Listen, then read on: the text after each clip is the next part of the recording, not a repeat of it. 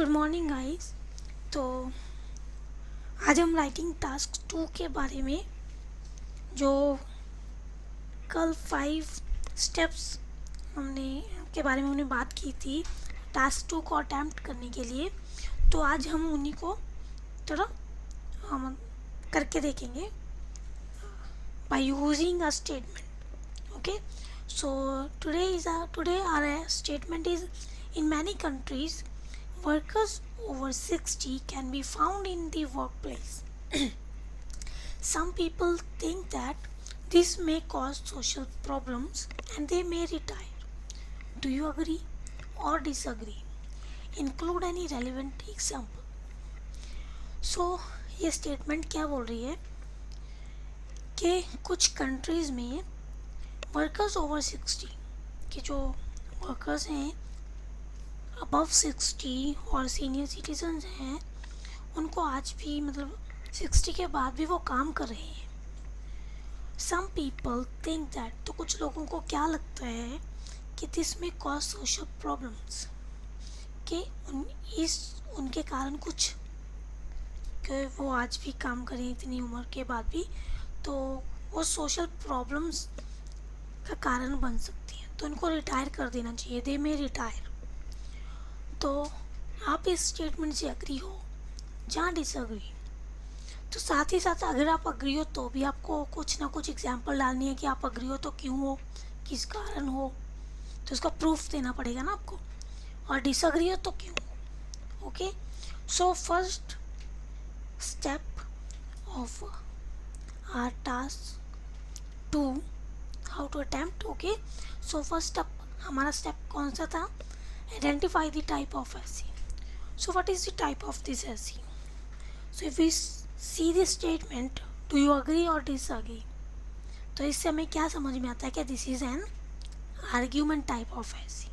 Okay, so next they are asking, so second step क्या था हमारा कि check in how many parts the task is written, कि task जो हमारी स्टेटमेंट है उसको कितने पार्ट्स में लिखा गया है, तो उसको हमें समझना है। तो क्या लिखा है इसमें? फर्स्टली एक स्टेटमेंट आ गई कि कंट्रीज़ में जो है ज़्यादा सीनियर सिटीज़न लोग हैं, जो एज्ड लोग हैं, वो आज भी मतलब काम कर रहे हैं। First line. सेकंड क्या है, फिर वो पूछ रहे हैं, जो एक जनरल स्टेटमेंट थी कि कुछ लोग बोल रहे हैं कि थिंक दैट, कि इसके कारण प्रॉब्लम्स आ रही हैं तो उन्हें रिटायर कर देना चाहिए। This is a second sentence. और थर्ड उन्होंने क्या पूछा है? पहले में उन्होंने बता दिया, जनरल स्टेटमेंट दे दी। दूसरे में उन्होंने बोला कि कुछ लोग ये सोच रहे हैं कि उनको ऐसा कर देना चाहिए। तीसरे में उन्होंने हमसे डिमांड की है कि हमें क्या लगता है, कि वी आर अग्री और डिसअग्री, कि हमें क्या लगता है कि उन्हें रिटायर कर देना चाहिए और उनको जॉब में रखना ही चाहिए। ओके, तो इस ऐसे के कितने पार्ट्स हो रहे हैं? Around 3। Okay, so next step is rephrase the question. तो इस क्वेश्चन में क्या करना है? रीफ्रेज में क्या आएगा? एक जनरल स्टेटमेंट देनी है इन ऑन वर्ड्स। तो जनरल स्टेटमेंट कैसी रहेगी कि इस ऐसे को देख के क्या लग रहा है, कौन सी स्टेटमेंट जो हम यूज़ कर सकते हैं एज कोई भी, जैसे एजुकेशन के रिगार्डिंग हो सकती है, रिटायरमेंट के रिगार्डिंग हो सकती है, इस इशू के रिगार्डिंग कोई जनरल स्टेटमेंट। अगर आप लोगों को कोई भी जनरल स्टेटमेंट नहीं मिल रही ना, तो आप सीधा ही इसी को रिफ्रेश करके लिख सकते हो। ओके, सो क्या लिखेंगे? तो हमारी रिफ्रेजिंग कहाँ पे रहेगी? In many countries this is our general line, some people think that, यहाँ से लेके इसको हम अच्छे से रिफ्रेश कर सकते हैं। तो इन मैनी कंट्रीज से रिटायर तक हम इसको रिफ्रेश करेंगे एंड वी विल लिख, तो हम इसके बारे में आगे देखेंगे ऐसे में। ओके, अटैम्प्ट ऐसे में कि कैसे रिफ्रेश करना है। Okay, and next is right introduction. तो इंट्रोडक्शन में मैंने ऑलरेडी आपको बता ही दिया है कि पहले जनरल स्टेटमेंट लिखेंगे, तो फिर इसमें पब्लिक ओपिनियन कौन सी है? पब्लिक ओपिनियन कौन सी है? ये वाली कि some people think that. Okay, general statement कौन सी थी कि कुछ कंट्रीज़ में एज लोगों को रिटायर नहीं करती। तो पब्लिक ओपिनियन कौन सी है कि कुछ लोगों को लगता है कि कर देना चाहिए। ओके, क्यों? क्योंकि इसके कारण सोशल इश्यूज क्रिएट हो रही हैं। ओके, एंड तीसरी चीज़ हमें क्या करनी है, पब्लिक ओपिनियन करने के बाद हमें करनी है brain storming. So what is a brain storming? Actually brain storming means is planning. तो हमें सोचना है, तो उसके लिए हमें डिवाइड करना है। अग्री, एक साइड अग्री लिखेंगे, एक साइड डिसअग्री लिख के उसके बारे में आइडियाज सोचेंगे, पॉइंट्स सोचेंगे। तो जिस चीज़ के बारे में, so we have to do planning. Okay, तो प्लानिंग में हम देखेंगे कि अग्री के पॉइंट्स हमारे पास ज़्यादा हैं या डिसअग्री के। ओके, अगर अग्री के पॉइंट्स ज़्यादा हैं तो हमारी opinion, so what is the writers opinion means who is writing the essay, and who is writing essay, that is you. Okay, तो आप लिख रहे हो तो आपकी ओपिनियन है, आपको क्या लगता है, आपको क्या लगता है कि उनको रिटायर करना चाहिए, जहाँ आपको लगता है कि उनको रिटायर नहीं करना चाहिए। तो जो भी आपको सही लगता है उसके अकॉर्डिंग आप अपनी ओपिनियन दोगे, अपने पॉइंट्स के अकॉर्डिंग अपनी ओपिनियन दोगे। Okay, so next one is body paragraph. Planning के बाद राइटर्स ओपिनियन एंड इंट्रोडक्शन के बाद हमारा ऐसे का रहेगा फर्स्ट बॉडी पैराग्राफ। तो उसमें फर्स्ट लाइन जो होगी बॉडी पैराग्राफ की is a first sentence will be हमारी टाइटल स्टेटमेंट। तो वो टाइटल स्टेटमेंट क्या होगी कि उससे फर्स्ट लाइन से पढ़ने के बाद ही ना हमें क्लियर हो जाना चाहिए किसको, who is checking your examiner. तो आपके एग्जामिनर को क्लियर हो जाना चाहिए कि आप अग्री के बारे में लिख रहे हो या आप उस पॉइंट ऑफ व्यू के अगेंस्ट लिख रहे हो। ओके, तो उसके लिए क्या, ओके, तो उसके बाद जिस चीज़ के रिगार्डिंग लिखा है तो सेकंड सेंटेंस में हम उसके सपोर्ट में एक आइडिया देंगे और देन उस आइडिया को थर्ड सेंटेंस में इलेबोरेट करेंगे। ओके, और नेक्स्ट क्या करना है, उन्होंने क्या बोला था ऐसे में, give any, include any relevant example. तो हमें अपने पॉइंट को स्ट्रॉन्ग करने के लिए एक एग्जाम्पल भी फिट करनी है और दैट इज़ अपॉन यू। आप फर्स्ट आइडिया के साथ अपनी एग्जाम्पल ऐड करना चाहते हो या सेकेंड की, बट आपको जिसके मतलब जिस चीज़ के साथ आप अग्री हुए हो या डिसअग्री हो, जो भी आपकी ओपिनियन है, तो आपको अपनी ओपिनियन को स्ट्रॉन्ग करना है। तो इसीलिए आप अपनी ओपिनियन में एग्जांपल दोगे, उसके जो अगेंस्ट की बात है उसमें आप कोई भी एग्जांपल नहीं देने वाले। ओके, सो ऐसे ही फिर हम सेकंड बॉडी पैराग्राफ लिखेंगे।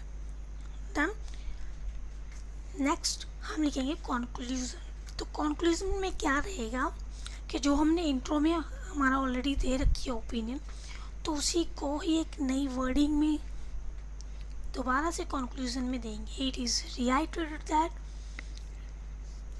आई again want to say that. Okay, तो ऐसे आप लिखोगे। तो उसमें क्या करना है, रीस्टेटमेंट करनी है ऑफ थीसिस। थीसिस स्टेटमेंट क्या रहेगी हमारी कि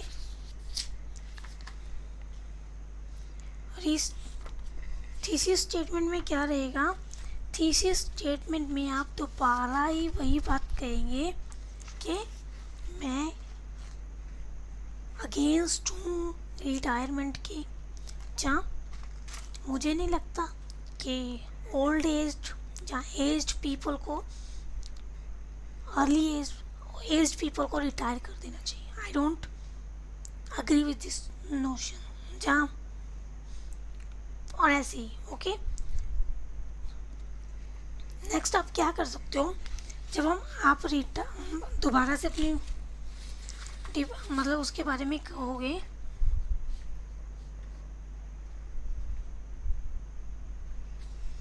तो उसके बाद आप एक प्रेडिक्शन कर सकते हो, आई होप दैट। ओके, और या फिर रिकमेंडेशन। तो प्रेडिक्शन क्या रहेगा कि कोई प्रॉब्लम है कि अगर रिटायर कर दिया तो रिटायर के कारण मतलब बहुत दिक्कतें हो सकती हैं, ऐसी ऐसी कुछ। या रिकमेंडेशन मीन्स कोई एडवाइस देख सकते हो कि अगर फॉर इंस्टेंस ओबेसिटी की बात करें, अगर लोग ओबीस होते रहे तो उसके कारण क्या हो सकता है कि हेल्थ इश्यूज़ बढ़ेंगे, ठीक है, लोगों को बीमारियाँ ज़्यादा बढ़ जाएंगी। सो एट अर्ली एज उनको ये चीज़ें समझ लेनी चाहिए और इन पे गवर्नमेंट को रिस्ट्रिक्शंस लगा देनी चाहिए। तो प्रेडिक्शन क्या हो सकती है कि अगर गवर्नमेंट ने इस पर रिस्ट्रिक्शन नहीं लगाई तो इसके बहुत ही ज़्यादा मतलब कह सकते हैं, क्या बोल सकते हैं हम इसको, कि इसके बहुत ही बैड कॉन्सिक्वेंसेस जो हो सकते हैं गवर्नमेंट को आने वाले टाइम में फेस करनी पड़ सकती है। So this kind of prediction. Okay, so next we will discuss upon our writing task 2। अब इसको प्रॉपरली अटेम्प्ट किया हो तो अभी इस पे बात करते हैं। Okay, so in many countries workers over 60 can be found in the workplace. Some people think that this may cause social problems and they may retire. Do you agree or disagree? Include any relevant example. So इसमें firstly we will read intro. Retirement age has been extended in a host of regions on the globe. So if you can see the first line, you will see, तो क्या देख रहे हो, अगर आप पहली line देख सकते हो तो आप क्या देख रहे हो कि जो हमारी फर्स्ट लाइन थी, इन many countries workers over 60 can be found in the work place, इसी को देखो रिफ्रेश किया कि रिटायरमेंट एज जो है वो एक्सटेंड हो चुकी है बहुत सारी कंट्रीज़ में। ओके, तो नेक्स्ट क्या है, some sections of society propose early retirement age they point that it can result into social issues. तो इसको क्या कर दिया, पैसिव फॉर्म में चेंज कर दिया कि सोशल प्रॉब्लम्स दे में रिटायरमेंट, तो रिटायरमेंट को आगे लाए हम। तो क्या किया, some sections of society propose early retirement, तो अर्ली रिटायरमेंट को वो क्या दे कर दो, ठीक। तो एज क्यों बोलते हैं कि दिस में कॉज सोशल प्रॉब्लम्स, तो यहाँ पे अपने क्या लिखा, that it can result into social issues, problem change into issues. So here we are doing phrasing and changing it in. Okay, here we are doing rephrasing. So next they are asking for do you agree or disagree. So last line of our introduction is however, जबकि I do not side with this perspective, कि मैं इस opinion, इस notion के हक में नहीं हूँ। ओके, सो ये स्टेटमेंट ये कहना चाहती है। तो अभी आपको सब समझ में आ गया होगा कि फर्स्ट इंट्रो को कैसे अटेम्प्ट करना है। So next is body paragraph 1। तो जब भी हम उसको शुरू करना है, स्टार्ट करना है, तो स्टार्टिंग में कुछ कनेक्टर्स यूज़ करेंगे। For instance to commence, to begin with, okay, what is more, at the outset, first and foremost, okay, so such kind of words. और अगर आप नेक्स्ट सेम उसी चीज़ के रिगार्डिंग कोई और ओपिनियन दे रहे हो, सेम आइडिया मतलब उसी अग्री के रिगार्डिंग एक और आइडिया डिस्कस करने वाले हो, तो आप उसको कनेक्टर कैसे यूज़ कर सकते हो, more over, additionally, okay, further more, तो ऐसे कनेक्टर्स यूज़ करके आपको ऐसे को कनेक्ट कर सकते हो। Okay, so to commence those who support retirement at early age keep the issue of unemployment in their mind. तो अभी देखो फर्स्ट लाइन से क्लियर हो रहा है ना कि क्या बोल रहा है। तो फर्स्ट लाइन से उनका ओपिनियन क्लियर हो गया कि वो उसके अगेंस्ट के बारे में बात कर रहे हैं या उसकी अग्री के बारे में, उसकी फेवर में। ओके, तो क्या बोल रहा है वो कि जो उसकी सपोर्ट करती है रिटायरमेंट की, तो उसका कारण क्यों कर रही है, उसका कारण क्या है। सो एट अर्ली एज, ठीक, क्या कारण है, keep the issue of unemployment in their mind, तो अनएम्प्लॉयमेंट के इशू को अपने माइंड में रख रहे हैं वो, कि अनएम्प्लॉयमेंट हो रही है इससे बहुत ज़्यादा। नीडलेस टू से means however unemployed youth indulge in crimes. Okay, तो अनएम्प्लॉयमेंट के कारण अगर उनको नहीं करेंगे रिटायर तो अनएम्प्लॉयमेंट हो गया, अनएम्प्लॉयमेंट के कॉन्सिक्वेंसेस क्या निकल रहे हैं, ओके, तो यूथ जो होंगे इंडल्ज इन क्राइम्स हो जाएंगे, क्राइम्स में पार्टिसिपेट करेंगे and other anti social activities में।